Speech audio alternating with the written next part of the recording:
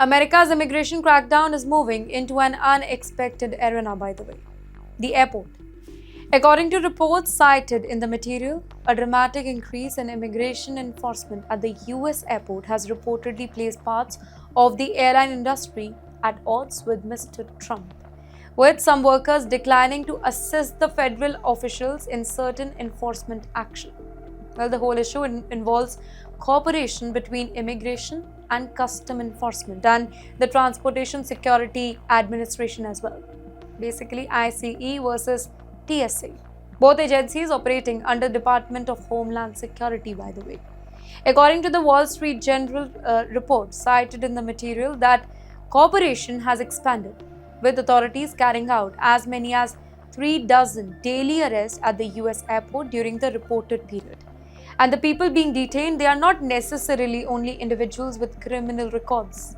According to reports, the cases involved a former AU pair, an asylum seeker with medical condition, and a woman married to US citizen who were in progress of applying for a lawful permanent residency. In fact, one immigration lawyer quoted in the material said that four of his clients, they were detained at the airport within 10 days, an emphasis that they had legitimate pending applications. Well, that raises a complicated question, by the way. Where does immigration enforcement end and ordinary travel begin? Well, the Trump administration has set an ambitious target for immigration arrest, and DHS has increasingly focused on people who may have overstayed visas or who have pending application for immigration relief. According to sources, enforcement officials have begun making the arrest in public areas of airports, including ticket counters and areas near boarding gates, rather than limiting immigration enforcement to traditional security checks. And that creates another problem here.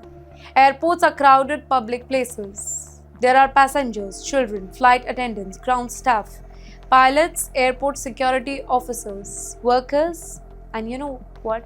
When federal officers and immigration targets confront one another in these environments, there are potential for confusion and escalation. In fact, one incident described in the material took place in Dallas, where a federal agent reportedly attempted to board a flight while searching for a target. A Southwest Airlines gate agent reportedly refused to allow the officer to board without a warrant signed by a judge. And airline's employees reportedly blocked ICE from seeing a computer screen while passengers were boarding. Southwest later said that the airlines follow the rules and the laws, while remaining appropriate legal documentation before customers' information is shared. And that tells us something important here. Airlines are not simply immigration enforcement agencies. They have their own legal responsibilities, their own employees, and their own safety protocols. Well, the material also says members of the airline industry met with DHS in July just to discuss the concern about the policy change. And flight attendants have raised workplace and safety concern about encounters with federal enforcement officers. So, this is no longer only an immigration debate. It is becoming an aviation debate, a workplace safety debate, a legal debate, and a question about how far federal immigration enforcement should extend into ordinary public life.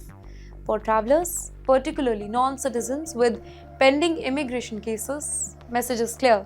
Do not assume that having a pending application, it automatically maybe protect you from every form of immigration enforcement. Understand your status, carry relevant documentation, know the condition attached to your immigration case, and if you have a complicated pending case, seek qualified legal advice before traveling. Because the airport is no longer simply the place where your journey begins. For some, it is increasingly becoming a place where their immigration status is tested.